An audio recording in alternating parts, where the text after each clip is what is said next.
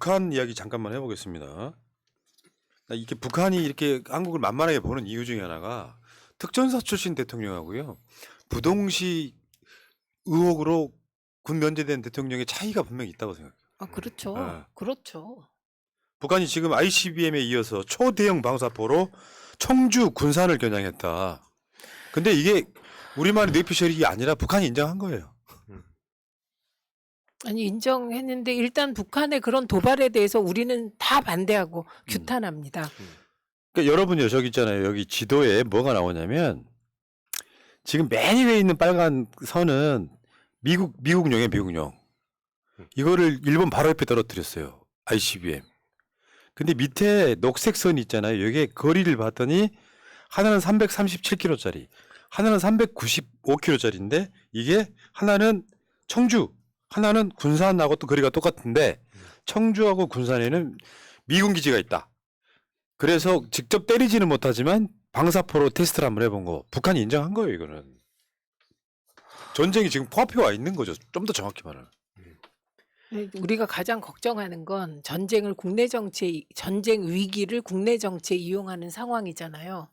지금 푸나님 계속 얘기했지만 지지율이 이렇게 집권 초에 지지율이 20%대로 떨어지고 40% 넘으면 막 좋아하더라고요. 네. 그것도 보수가 과표집된 데에서. 그러니까 이런 상황에서 이렇게 전쟁 위기가 고조되는 거는 정말 불안한 거죠. 우리 같은 서민들은 정말 불안한 거죠. 나가서 싸워야 되잖아요. 네. 자, 방사포가 어떻게 생겼냐면 이렇게 생겼어요. 이건 이제 몸통만 보여준 건데 어마어마해요. 방사포라는 게 북한이 만든 신형 무기에 가깝습니다. 우리나라랑 비슷한 게 다연장포 이런 것처럼 그러니까 우리가 생각하는 포 그러면 막 되게 짧은 게 아니라 되게 커요. 그 다음 사실 보면 북한이 저걸 개발해가지고 자기들끼리 저 북한 인민들한테 자랑하는 것 중에 하나가 방사포거든요. 네. 방사포에 조그만 핵탄두를 달면 전술핵이 되는 거예요. 그 정도로 북한이 자랑하는 것이 방사포인데 어쨌건 지금 북한 발사 지점으로부터 청주 군산 거기에는 미 공군기지가 있더라. 이 정도면 전쟁 코앞에 와 있는 겁니다. 대통령을 잘못 봐가지고. 그러니까 이때다 싶어서 정진석 위원장이 뭐 또 자체 뭐 핵무장 얘기를 꺼냈는데 그게 계속 뭐 새날에서도 그렇고 지적을 했지만 이거 NPT에도 반하고 미국도 반대하고 있고 그리고 결국에는 국제사회에서 나중에 고립되는 상황이 되는 거고 북핵도 용인하게 되는 거고 이런 문제투성이라서 현실성 없다고 그렇게 지적을 했는데도 정신 못 차리고 그런 얘기를 떠들고 권영세 장관 같은 경우에도 최근에 하는 얘기 보면 북한 내부 붕괴에 타령하고 있던데 그것도 고난의 행군 때부터 계속 써먹었던 논리 아닙니까? 근데 오히려 저렇게 지금 북한은 저렇게 하고 있는데 그런 의미에서 이걸 어떻게 해결을 할까 여기에 초점 맞춰야 되는데 최근에 보니까 또 노태우 정부 때 그 91년 비핵화선 했던 것까지 파기시켜야 된다. 이런 식으로 가면 자기네들의 그 정통성은 어디서 찾는 것인가? 보수 정당이라고 하면서 저들이 뭘 보수하는 건가? 이런 지적을 안 할 수가 없다 봅니다. 그러니까 계속 지금 이 악순환이 반복되는데요. 북한이 ICBM을 발사해. 그러면 한미 연합훈련을 해. 네. 사실 북한의 김여정이 얼마 전에도 그랬잖아요. 이 ICBM은 남한을 때릴 게 아니라고. 그 한국이 나서 가지고 한미 연합훈련을 해. 그러니까 미군 기지를 겨냥해서 방사포를 쏴. 이게 계속 악순환 되돌이표가 되고 있는 거예요. 네. 윤석열은 선제타격 이야기 같은 거 하면서 우리 그러니까 우리 강한 걸 보여줘야 찍소리 못한다. 역사적으로 실패한 정책을 윤석열은 전혀 아무 생각 없이 그걸 계속 이야기하고 있는 거고. 네. 결국에는 지금 3월 전쟁설까지 나오는 상황이 돼버렸어요. 우리 주식시장 일단 어떻게 되겠어요? 그건 뭐 전쟁 위기, 평화가 위협받으면 이건 경제는 뭐 즉각 뭐 아주 안 좋은 영향을 끼치고 주식은 폭락하죠. 그러니까 지금 그렇지 않아도 그게 없어도 한반도 리스크가 없어도 경제가 엉망이어가지고 지금 뭐 난리도 아니잖아요. 그럼에도 불구하고 지금 저러고 있다는 게 그러면서 윤석열 노조만 때리고 있고 무슨 노조 패티시 있어? 왜 자꾸 노조만 때려? 그러니까 그게 지난번 화물연대 강경 진압으로 재미를 좀 본 거죠. 네, 그래서 반복하는 거예요. 그렇죠. 2023년에 그 최근에 흡수 통일론에 가까운 얘기를 해서 또 발칵 뒤집혔잖아요. 네, 그거는 권영세 통일부 장관이 그런 뜻이 아니다 이런 요지로 해명까지 네, 했죠. 해명까지 하고 그 정도로 네. 무식한 얘기를 한 건데 정말 끔찍해서 제가 요즘 어떻게 하냐면 친구들한테 북한 문제라든지 이런 거 나오면 이재명 대표가 대선 후보 때 어떤 얘기했는지 그냥 맞춤형으로 쏩니다. 만약에 이재명이었다면 지금 이런 얘기가 아니라 보다 건설적인 얘기했을 텐데 막 코리아 디스카운트라든지 뭐 그걸 어떻게 해결할 것인가 그런 걸 지금부터 미리미리 쌓아두는 게 중요하다 봅니다. 예. 어쨌든 위기 관리 능력이 필요한데 반대로 하고 있다는 거예요. 반대로. 네. 반대로. 위기 관리 능력이라는 게 원래 그런 거거든요. 사람 좋아. 사인간에도 사람 되게 좋은데 저 사람이 실제로 그 사람의 인격을 보려면 안 좋은 상태에 어떻게 대처하는지를 봐야 돼요. 인격을 보려면. 평상시 사람 좋은 사람 많지. 네. 그게 위기 관리 능력이에요. 음. 더 차분하게 무엇이 더 국민한테 이익이 되는지를 봐야 되는데 그게 없는 자. 국방백서부터가 지금 이런 상황 아닙니까? 국방백서 바뀌었습니다. 올해 작년부터 바뀌었지. 그러니까 북한 정권과 북한군은 우리의 적, 뭐 이런 개념으로 윤석열 취임하고 나서 바뀐 거예요. 이게 우리의 적. 그런데 북한이 이제 ICBM 쏘고 방사포를 쏘는데 윤석열은 NSC 열지도 않습니다. 이것도 문제야. 네. 대체 그 시간에 뭐 하길래? 어디서 뭐 하길래? 아까 앞에 그 재밌는 짤에서 나왔던 모습 하고 있지 않을까 뻘개져가지고. 저는 저게 굉장히 아까 우리가 본 정권이 바뀌면 국방백서가 바뀌는 거 이거부터 안 하게 만들어야 돼요. 기본적으로. 그래서 저렇게 해버리면 안보의 기준이 막 왔다 갔다 하는 거거든요. 그게 5년 만에 안보의 기준이 바뀌면 어떡하라는 겁니까? 실제로 독도는 우리 땅이라고 우기고 있고 뭐 강제 동원 뭐 배상 안 하겠다고 우기는 걸 우리가 해주겠다고 하고 막 그러니까요. 방사능 오염수 그것 나는 일본이 주적이라고 생각하는 사람이거든요. 네. 북한도 적일 수 있지만 일본이 지금 하는 거 보면 우리나라 영토 자기네 거라고 주장하고 방사능 오염수 뿌리고 이러고 있잖아요. 그럼 적절하게 그걸 유지해 가면서 미국하고는 붙어도 일본은 적당히 뭔가 배척하면서도 일본이 우리한테 압하게 만들어야 되는데 먼저 가서 납작 엎드려 있으니까 일본이 밟아버리는 거 아니에요. 네. 그렇죠. 그래서 저 이 부분은 푸나님 얘기보다 저는 더 명확히 말씀드릴 수 있는데 북한 만약에 주적 개념이 있다면 그 개념을 두는 게 좀 넌센스지만 있다면 북한 주적이죠. 일본도 주적이죠. 왜냐하면 영토 분쟁을 하고 있는 국가는 주적이죠. 네, 그런데 지금 일본에 대해서 너무 저자세일 뿐만 아니라 먼저 일본 입장에서 해법을 제시하는 느낌? 네. 그러니까 친일적이다 이런 비판이 안 나올 그러니까 수가 없죠. 지시하는 느낌 있잖아요. 네. 아니, 실제로 단죄를 못하니까 최근에 일왕 생일 잔치하는데 서울에서 기미가요 나오고 이게 말이 되는 상황인가? 그러니까요.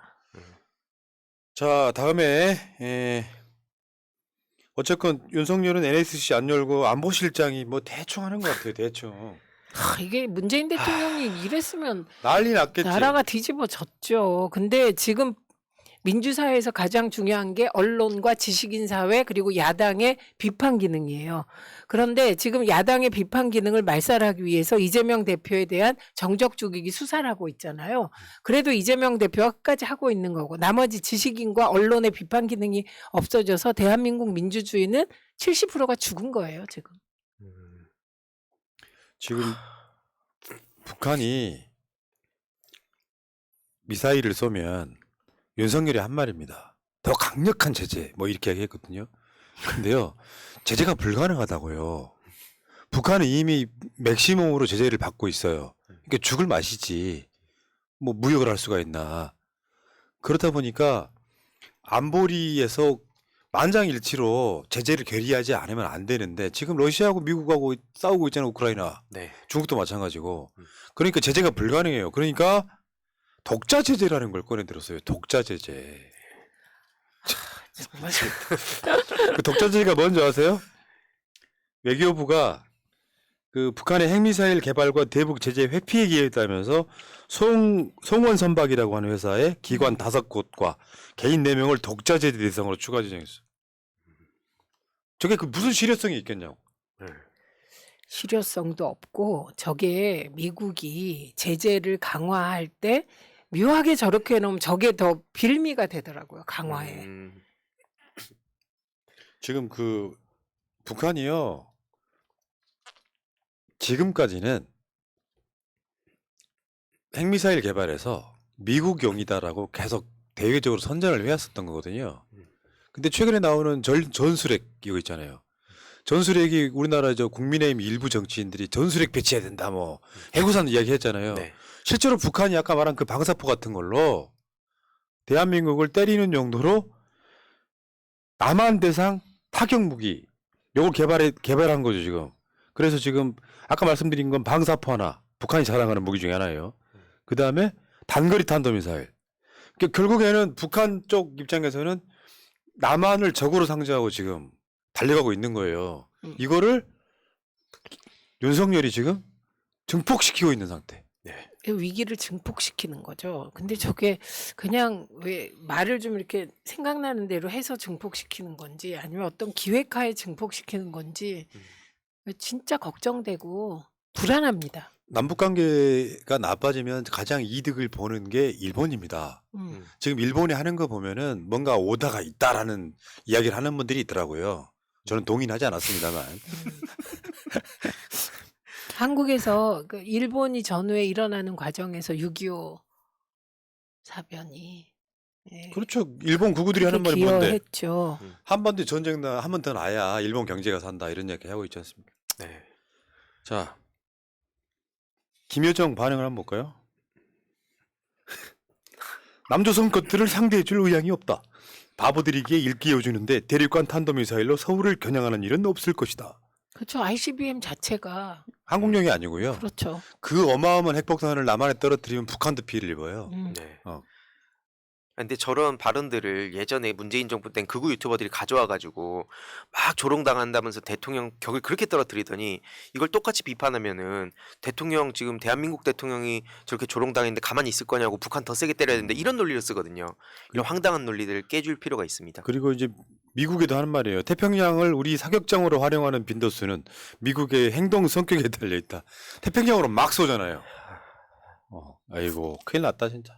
근데 윤석열은 지금 뭐 하고 있느냐? 공안 탄압하고 있습니다. 저기 공안 탄압을 여기저기 하고 있잖아요. 근데 어제 중앙일보에 진짜 웃기는 기사 났었어요. 서울공항을 이용해서 문재인 정부가 대북 송금하고 그다음에 그 비행기에다가 뭐 북한 우상화 관련된 서적을 가져왔다. 이런 보도가 나왔어요. 그러니까 이것도 일련의 기획인 것 같다는 거예요. 그 윤건영 의원이 뭐 일고의 가치도 없다. 네. 중앙일보는 증거를 내놔야 할 것이다. 증거도 없는데 그러는 거예요. 네. 사실 조선 중앙 동아는요 정말로 혁명 정부가 들어서면은 걔네들 사옥부터 불살라야 된다. 이렇게 말하는 분이 있어가지고 제가 동조하지 않았습니다. 꾸짖진 않았어요. 아니, 꾸짖기도 싫었어 귀찮아가지고. 어떤 경우에는 사실은 그런 아주 그 폭력 우리는 네. 폭력을 싫어하잖아요. 그러니까 저번에 기억들 하시겠지만 벌써 까먹었을 수 있는데 민주노총에 한 명 책상 압수수색하려고 경찰 등 1000명 동원됐잖아요. 네. 국정원의 쇼. 우리 국정원이라고 막 유니폼 입고 나타나는 그런 경우잖아요. 지금 전농을 전국농민회총연맹을 공안 사건으로 엮었습니다. 근데 그게 뭐냐면 북한에 통일살 보내기 운동한 거를 간첩이라고. 내용 보면 아무것도 아니에요. 네. 정말. 그러니까 우리가 매번 그 상식으로 생각해서 설마 이건 안 하겠지 하는 걸 꼭 넘는 사람들이잖아요. 예전에 저는 요즘 이명박 정부 때 거 기사들 많이 찾아보는 게 그때도 보면 뭐 국정원, 기무사뿐만 아니라 막 경찰들까지 나서가지고 내부의 그 국내 정치에 개입을 많이 했었는데 그때 예를 들어가지고 뭐 용산 참사 일어나서 여론 안 좋아지니까 강원수 사건 뿌려가지고 심지어 그걸 잘 해결했다고 하면서 유능한 프레임을 바꿀 수 있다 뭐 이런 식으로 얘기를 했거든요. 그러니까 그런 끔찍한 일들까지 저질렀던 사람들이기 때문에 지금 이런 의심들이 전 충분히 합리적이라 생각합니다. 네. 결국 뭐예요? 지지율 안 오르니까 노조 탄압하고 지금 노조 뭐 민주노총하고 한국노총은 뭘 알지도 못하면서 그런다고 할 정도로 면박을 줄 정도로 윤석열 말을 무식하잖아요. 네. 아니 회계도 다 하고 있는 거를 해야 된다고 그러고 안 해도 되는 건 하라고 그러고 이런 상태. 노조 탄압하고 간첩 사건 만들고 그게 뭐겠어요. 이 경제 위기 이 힘든데 대통령이란 자가 이런 걸 할 게 아니라 진짜 민생 아주 하나씩 챙기기 시작하면요 공무원들 움직이거든요. 하는 짓이 노조 탄압하고 공안 사건 만들고 지금 공무원 사회는 거의 스톱이라고 합니다. 왜냐하면 방송통신위원회를 TV조선 제어가 과정에 점수를 어떻게 했다 그러면서 지금 그 관련 실무자를 2명 구속시켰어요. 이런 아. 일은 없어요. 그런데 그 실무자들이 열심히 일하는 사람이었다는 거예요. 그러니까 지금 열심히 일하면 저렇게 보복당한다. 그래서 아주 최소한의 일만 하는 지금 그런 분위기라고 합니다. 그리고 이번에 이렇게 공안 탄압은 역사적으로 이번이 처음이 아니에요. 더 심한 공안 탄압이 있었는데 그게 다 이유가 있었어요. 정권의 위기 상황 혹은 이런 이벤트가 필요한 상황. 맞죠. 저는 지금 이번에 그 국힘 대표 경선 과정을 보면 그게 그대로 그 주목받으면서 노출되면 국힘 지지율 10% 이상 떨어질 거라고 봅니다. 예. 음. 지금 수출은 12개월 연속 무역 적자 확실시. 왜냐하면 2월이 지금 무역 네. 적자가 네. 2월이 한 일주일밖에 안 남았죠. 네. 무역 적자가 돼서 특별한 이변이 없는 한 갑자기 내일부터 막 흑자로 돌아서면 모를까. 네. 12개월, 1년 윤석열 당선되자마자부터 적자가 나기 시작한 게 1년 되는 아주 기념비적인 2월 달이 되겠습니다. 근데 여기에 대한 대책은 없어요. 이 대책이라는 게 에너지 전략이라며. 왜냐하면 이게 적자가 나는 이유 중에 하나가 에너지 수입이 급증해서 환장하겠다. 반도체라든지 사실 그 대중 무역이 지금 되게 큰 영향인데 중국은 계속 더 자극하고 있고 그런 발언들을 책임 물으면 대선 불복이라 하고 이런 말장난 언제까지 할 겁니까? 예. 자, 어쨌든 북한이 최근에 그런 보도까지 있었죠. 북한보다 순위 아래인 무역 적자. 뭐 그게 있어갖고 그때 깜짝 놀랐던 기억들이 있으실 거예요. 네. 자, 저는 기본적으로 그래요. 특전사 나온 대통령이 어떤 안보의 개념을 갖고 안보하고 필연적으로 따라가는 것 중에 하나가 외교거든요.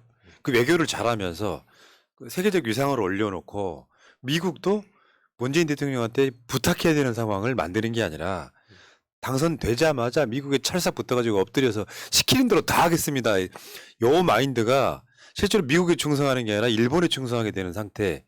그리고 형제국인 북한에 대해서는 무조건 적 이렇게 되니까 결국 피해는 한반도에 대한민국이 볼 수밖에 없는 거죠. 예, 여기서 지금 가장 날카로운 지적, 그냥 넘어가시면 안 되는 게 이게 미중 갈등이 심해지면서 신냉전이라고 하는 구도가 도래했잖아요. 이럴 때 대한민국은 어떤 태도를 취하는 게 국익에 가장 도움이 되는가를 정말 여야가 머리 맞대고 지혜를 짜야 되는 상황인데 너무 일찍 윤석열 정부는 한쪽을 택해버린 거예요. 그리고 한쪽을 택했다고 합시다. 많은 고민 끝에. 그러면 우리가 중국과 아직도 중국 수출량이 23% 정도 되는 거잖아요. 그러면 중국과는 어떻게 할지 고민해야 되잖아요. 네. 아니 연착륙 한다며 뭐든지 경착륙 안 되고. 그런데 그런 거 하나 없이 거칠게 중국을 막 한덕수가 그랬잖아요. 중국이 뭐 거의 뭐 무너져 내린 듯한 느낌의 발언도 하고 그랬거든요. 그래서 지금 이런 세계적인 위기 속에 대한민국이 있는데 개방형 통상국가로서 이럴 때 지도자는 정말 유능하고 유연하고 해안이 있어야 되는데 우리는 거꾸로잖아요. 그러니까요. 네. 아유. 자, 뭐 저는 개인적으로 그런 생각해요. 안 되는 자는 안 돼요. 기다려봐야. 저는 윤석열 5월 위기설이 있어요. 지금 안 보는 3월 위기설이지만 1년 지나도록 네. 아무것도 못하면 국민이 내버려 두겠어요? 그렇죠. 박근혜도 끌어내려 봤는데 에휴, 여기까지 하겠습니다.